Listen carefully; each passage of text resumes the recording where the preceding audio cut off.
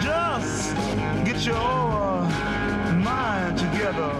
Tonight in The Experience, our friends from Old Sturbridge Village are going to be stopping by at this time once again for Christmas by Candlelight. That's going to be happening every Friday in December, and they'll be here in costume. So get ready for that. That's coming up. But first, we're going to find out about Local Porch, localporch.com. Kim here to tell us about it. Thanks so much for stopping by. Yeah, thanks for having me, Hank. So I love this name. Let's go first with that, Local Porch, great. because I mean, what it means, of course, to me is that I'm just, I just have this great feeling about this bucolic setting, and I'm out on the porch, and everything is local. I don't know. I almost feel like the Cracker Barrel or something. Is that what you were going for, or were you going for something else? No, that's great. Okay. That's great. So it actually took us a couple months to pick our name. We came up with hundreds probably of options. It's hard, well, to find a domain, so it's something that's available, localporch.com. But we first started with just thinking about brand attributes we wanted. So what do we want people to feel when they hear the name? And we want warm and comforting, genuine. Exactly. And so you nailed it. It's this concept of a porch, sitting on a porch Yeah. in a community. So community also is something big for us. So that's exactly right. So now that we've described a little bit, what is it that happens when people go to localporch.com? Okay, so localporch.com, it's an online marketplace, and you basically, as a shopper, could find local handmade goods. So you could explore a number of categories, from home to accessories, bath and body, a whole bunch of gifts. So with the holiday season, it's perfect. Oh, it's perfect time to launch it. Do you find that right now, I mean, well, we hear about Cyber Monday. We hear about Black Friday, and everybody is going. I mean, Black Friday, I don't know, it starts about 3 weeks in advance of when Black Friday traditionally starts now. And you can get all these deals, and everything is online, and everybody's going online. Do you find, though, that, because, of course, when you're going online, you're going for the deals, but everybody, I don't know, I was out on Black Friday, everybody's in the electronics section, everybody's trying to get the best deal on the TV or whatever. Is there a real feeling, though? Is there a large audience who's looking for, I don't want what I can get at the big box store, I want something unique, and that's why you hope they're going to come to Local Porch? So exactly. So Small Business Saturday is just gaining a ton of momentum. The buy local movement is huge. Most recently, it was valued at $29 billion. So there's a lot of people looking to buy local. And if you think of an assortment and people who go to a craft fair or a farmer's market, we essentially want to simulate that online all the time. So you could go to a craft fair from your couch, essentially. Right. So you're pulling that all together. Now, what's your role then in the community, in the local and Local Porch, and pulling all of that together? And how local is local? Okay, so currently our first market, so our first location we're in is Worcester. We're starting right here. We have about 70 makers so far interested coming online, and we have a couple expanding beyond Worcester, but for now this is where our focus has been, and we've just been really trying to get involved in the maker community, going to a lot of craft fairs and farmers markets, and there's a strong group of artisans already. As you're going out and you're going to the local crafts fairs and you're bringing people and you're going and you're approaching them, I think that there's people who are artisans are probably pretty savvy about what's going on online and in the marketplace. Yet at the same time, I suppose there's this preconception by the public that, oh, if a guy's working with wood or they're glass blowers or whatever, that maybe they aren't. You're focused on your art. Maybe it's hard to also focus on, and I've got to keep up with Facebook, and I've got to update my webpage, and I've got to keep up with all that. Do you play some of that role? So yeah, we essentially want to help be a marketing and sales engine, but specifically focused on small businesses. So we want to help people who might not have an online presence yet or have a website that doesn't get much traffic, help get them online. But the difference with Etsy and other handmade sites is we're really focused on local spending. So how we differentiate there is helping create those connections where these people can meet directly in person to actually meet the person who crafted the good, hear how they crafted it, maybe smell it, feel it, touch it, try it on first, like mittens, and then actually purchase directly from them. And then they have the story that they could share, and they feel good because they supported someone in their community. So Kim, when you first approach somebody, what's the reaction so far from the artists themselves, from the small businessman themselves to wanting to come on board? So far, it's been really positive. It's this idea of being another option that's smaller to Etsy. It's this local assortment. It's a local lens, I like to call it.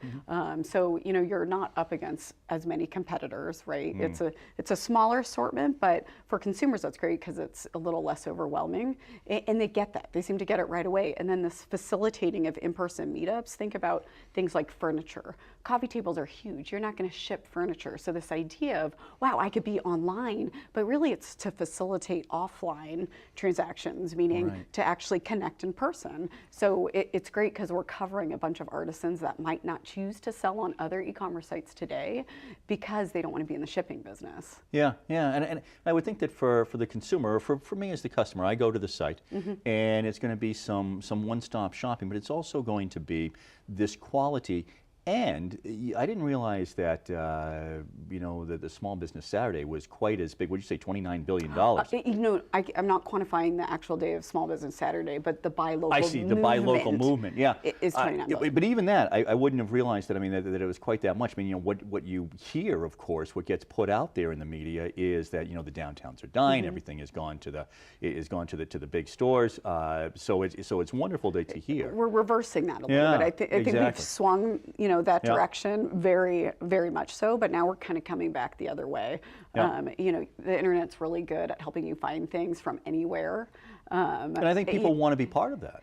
True, but I think this idea of the internet helping you find stuff nearby or close by in your community, like people used to get on Main Street shopping, that's actually why our logo is a weather vane. It's this concept of kind of undoing that big box kind of. Yeah. Oh, yeah.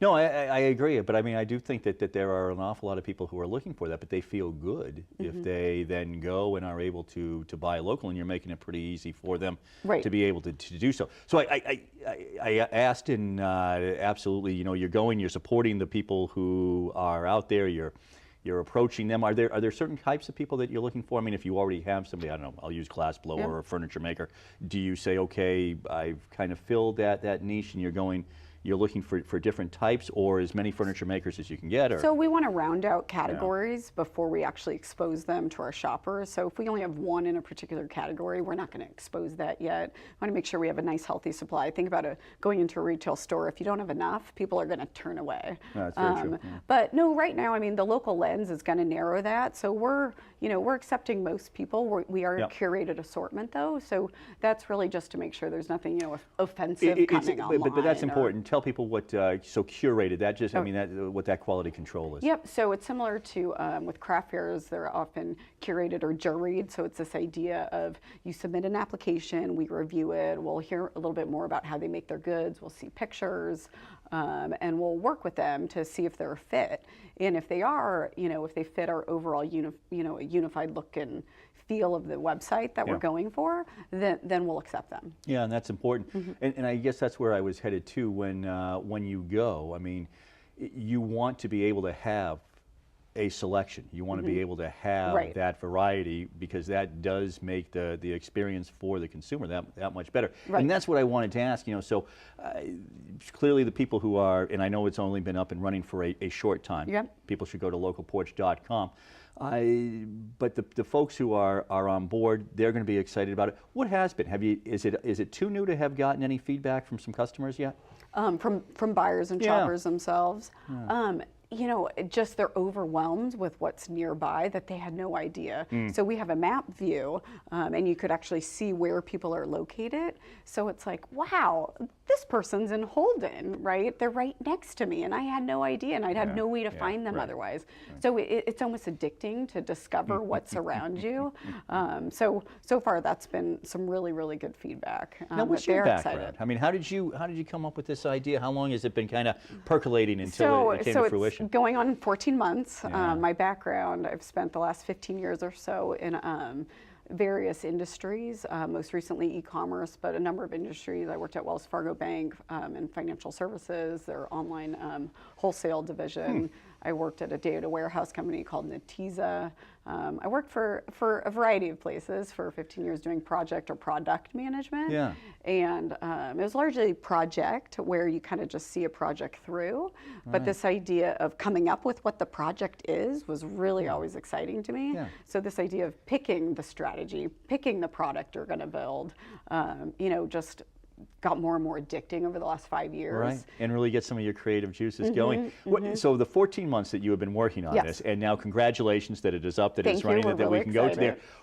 Yeah, well, I mean, what's been some of the most exciting parts? I mean, there's perseverance obviously involved in getting it finally launched. So, I mean, just every little step along the way is exciting. You know, we bring in a new team member that's excited to join the team. They're excited about the product, excited about the current team. That's a big step because, you know, right now we're kind of self-funded. A lot of people are working on the side, you know, doing this, you know, nights, weekends. So that's great. You know, getting to the point where we launched to friends and families for some early purchasing, and that was end of September. And then, you know, a couple of other things, like you have to pitch as an entrepreneur a lot. You pitch, you know, investors. We're not doing that quite yet, but we pitched a law firm called Cooley out in Washington, D.C., and we basically were pitching them to get free services. And, you know, we impressed them. They saw potential in what we were doing. Well, and they liked what, and they signed up to give us some free legal services. That was in April, and that probably was our first big win that we were really excited about. Oh, and I should mention as well, I pitched, WPI has a local advisory network called TAN, the Technical Advisor Network, and you basically pitch a room of folks who predominantly are alumni, and they decide whether they want to sign up to be your advisor or not. So we got a great team there. Sounds like the Shark Tank.